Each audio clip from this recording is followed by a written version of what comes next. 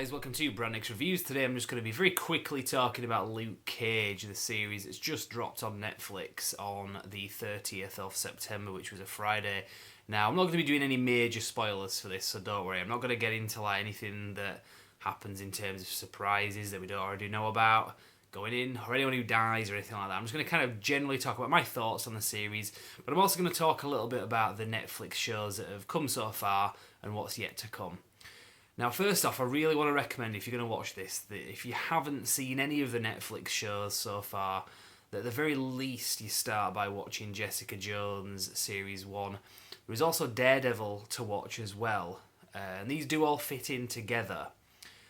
But I think you can really kind of forgive not watching Daredevil before watching this. But Jessica Jones, I say you really need to watch first, because the character of Luke Cage was actually established in that series, and he was established quite well. It wasn't just a cameo or anything like that. It was a recurring character throughout Series 1 of Jessica Jones. So I'm not saying that you have to watch it, but I really recommend it for that reason. I'll get into how these Netflix shows kind of tie together later on, but just I would add that straight away going in if you're going to watch this. Now, I didn't like this series as much as I liked Daredevil, but it was really good. I thoroughly enjoyed it. It's not like me to binge watch something, and I said this about Daredevil Series 2 when that came out. 13 episodes, and they all drop in one go, so you don't really get... You're not prompted to kind of stagger it over the series of a few weeks like you are with usual television shows. This is more like a TV movie, like a 13-hour TV movie put into 13 parts. But they all follow on directly, so you can just watch the whole thing in one go. And I think a lot of people do that. Netflix know that a lot of people do that. I think that's why they're making the show in this way. But like I said, I didn't think this was quite as good as Daredevil was. That was just me. I mean, it depends what you like, really. I mean, this was all about gangsters in the Harlem area. And if that's the kind of thing that you really like, you will probably really enjoy this. I mean, to be fair, I do like stuff like that, but I'm a big Punisher fan, and he was portrayed so brilliantly in Series 2 of Daredevil, so that was a big selling point for me. But that's just me. I'm not saying it is better or worse. I'm just saying what my favourite is. But yeah, Mike Colter as Luke Cage absolutely nailed it. And I said that when he was in Series 1 of Jessica Jones as well. He was such a good character. There's been a bit of, not controversy, but discussion about the fact that the series obviously set in modern day, and a lot of what made Luke Cage's character in the comics what he was the era that he was in.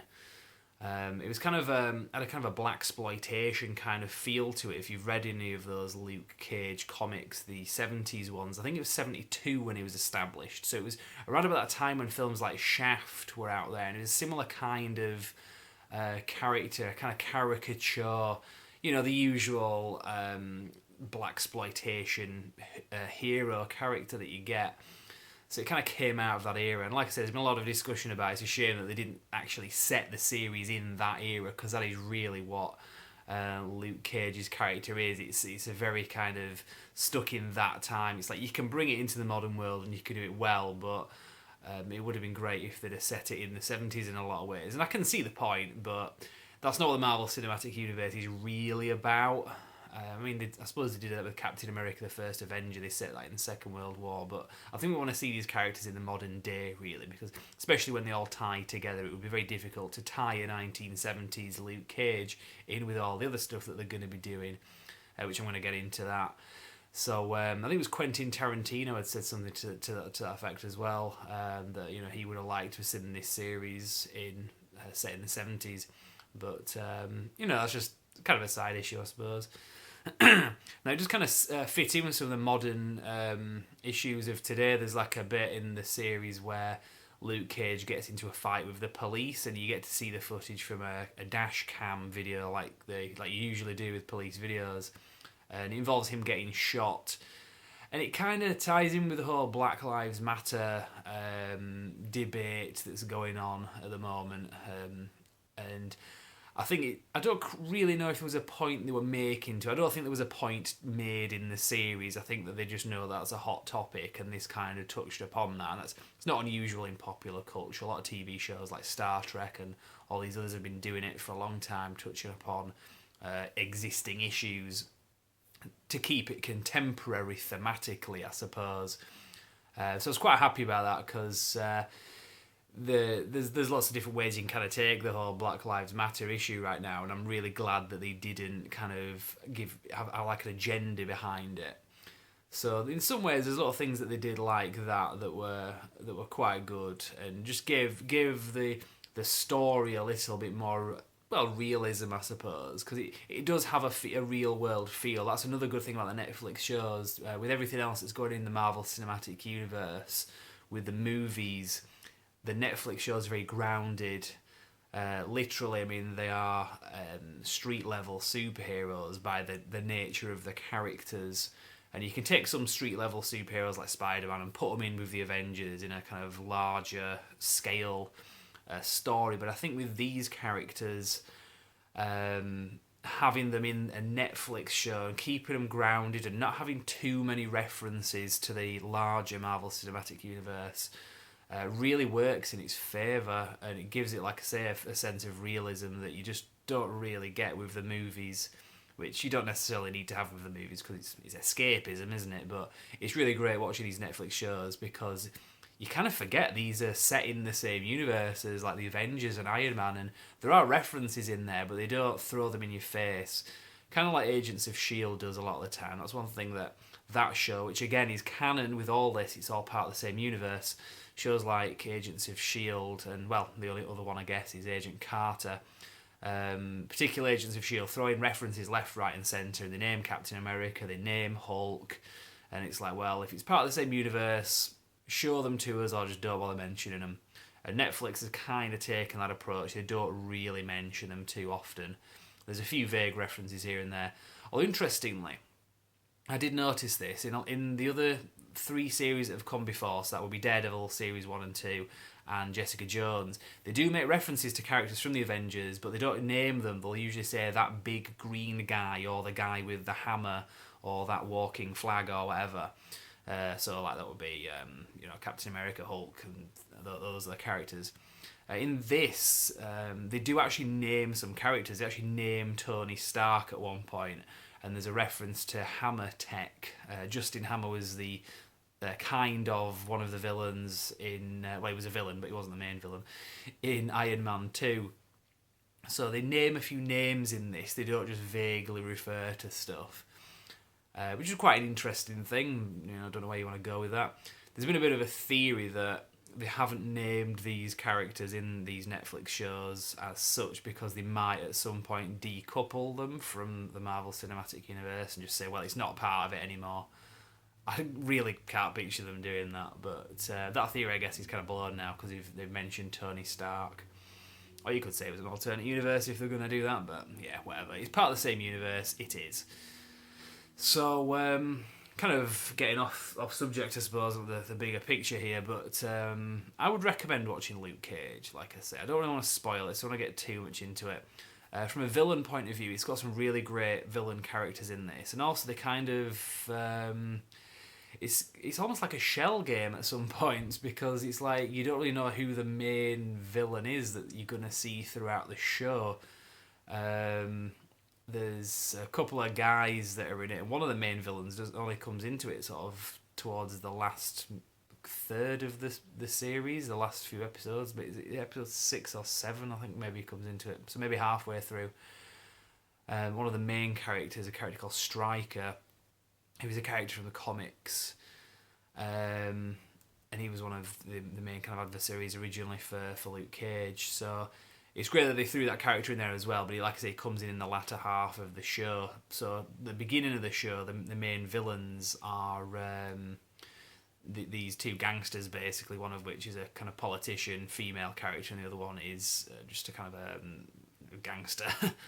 And you're kind of following one as being the main villain, but then the other one seems to become the major focal point and the major threat, and the one that's kind of holding it together. And there's all these other like smaller like sub villains as well who've got different agendas. And it's really good. It's really compelling that they keep the characters kind of on the toes, I suppose. It keeps you as a viewer on your toes because you don't really know like where it's going as such. Just when you think, oh, this guy's like the main villain, something will happen, and it's, you know, he's kind of out of the picture for a while or for good or whatever. So it's quite good in that sense. Anyway, it's not too predictable. So again, I'll pretty much leave it there because I don't want to say too much. I feel like I'm getting close to giving some spoilers away here, so I'll shut up. I enjoyed it. Definitely worth giving. I definitely recommend giving it a watch. So now onto the kind of bigger scheme of things with the Netflix shows. Like I say, if you haven't watched any of the others so far, I do recommend you go back and you watch them in order. Now, I was explaining this to a friend the other day. The order that they came out in is the best order to watch them in. I mean, you could watch Daredevil Series 1 and 2, like pretty much like seamlessly, but I'd recommend watch Daredevil Series 1, Jessica Jones, Daredevil Series 2, Luke Cage. That's the order to watch them in, I would suggest. That's the order that they came out in. It doesn't massively matter if you don't do that, though, to be honest. But at the very least, watch Jessica Jones before watching Luke Cage, because, like I said, they established Luke Cage's character massively in Jessica Jones.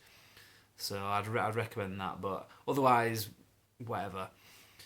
But the characters all kind of fit together, and there's one main character played by Rosario Dawson, and she has appeared in all of the shows so far, and she's very prominently featured in Luke Cage as well. She comes into the series about halfway through, and she's in it for good till the end, pretty much, and she's one of the main characters.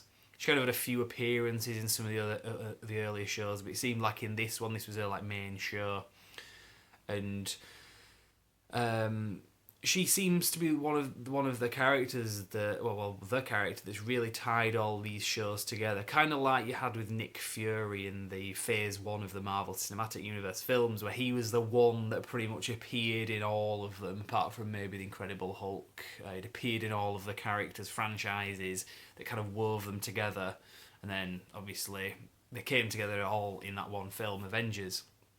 And that's pretty much what they kind of do with these Netflix shows. You haven't seen them all on screen together. I mean, you've seen Jessica Jones and Luke Cage together, literally having sex, but you haven't seen like Daredevil crossover with them. But you've seen this character played by Rosario Dawson, who's kind of like the night nurse character from the comics. She's a nurse who looks after superheroes when they've been injured. She's kind of built a bit of a specialty for it. So, what's my point anyway? So, all these shows are gonna come together anyway. Like they did with the movies, you had all these standalone movies with Iron Man and Hulk and Thor and Captain America, and then they brought them together into a team movie. That's what they're doing with these. The next TV series that's going to come out is called Iron Fist, and that's another character, again, another street-level character, closely associated in the comics at times with Luke Cage, but they're bringing all of them together after Iron Fist comes out, which I believe will be out on Netflix around about springtime next year. So let's say March 2017. I don't think there's a confirmed date for that yet, but that's when it's believed to be out. And then at the end of next year, well, maybe September, October, November time, there's going to be the Defenders series, which, like I say, is the team franchise. So you're going to see Daredevil, Jessica Jones, Luke Cage, and Iron Fist together in a Defenders series, similar to what they did with the Avengers, basically. And from all indications so far, it's going to be great. I mean, I can't get my head around the fact that Batman v Superman, this film that I was hugely looking forward to, came out within a week of Daredevil Series 2, and I enjoyed Daredevil Series 2 infinitely more than that. It's mental that these Netflix shows, these relatively low-budget shows, have been able to do such a good job in comparison to certain movies that are out there. I mean, Agents of S.H.I.E.L.D. is quite a higher-budget TV show, from what I understand, than any of the Netflix shows.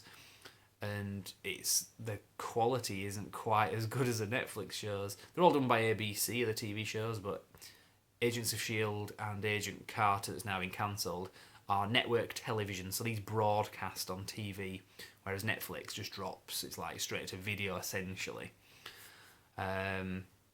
So that's the difference between those two. So you've got the movies, you've got the network television shows, Agents of Carter. Agents of Carter, that's the second time I've said that today. Somewhere my co-reviewer Court is laughing at me. Agents of S.H.I.E.L.D. and Agent Carter, which is now cancelled, are the network television shows, and everything else like Daredevil, Luke Cage, Jessica Jones, Iron Fist, Defenders, they are all Netflix originals. So that's kind of how it works, how it all fits together. I think I'll show up and leave it there, and I'm starting to mix my words up, so that's usually a sign that the video has now come to a conclusion. So I'm hoping that you've enjoyed this, and that, like I say, if you haven't watched any of Luke Cage yet, I recommend it. If you haven't seen any of the Netflix shows so far, start with Daredevil Series 1, then Jessica Jones, then Daredevil Series 2, then Luke Cage. If you don't really want to sit through all those, at the very least, start with Jessica Jones and then watch Luke Cage. But that means you're missing Daredevil, which has been my favourite. So give them all a go anyway. They are great. Right, well, that's pretty much my review. If you want to follow us on Brand X Reviews, you can do. You can subscribe to the channel, obviously. There's a Facebook page, there's Instagram. There's also a Twitter thing, but I don't really use it much anymore. But if you want to follow us on there, you can do. Some information coming up on how you can follow us on social media, but for now I'm going to leave it there and say thank you very much for watching.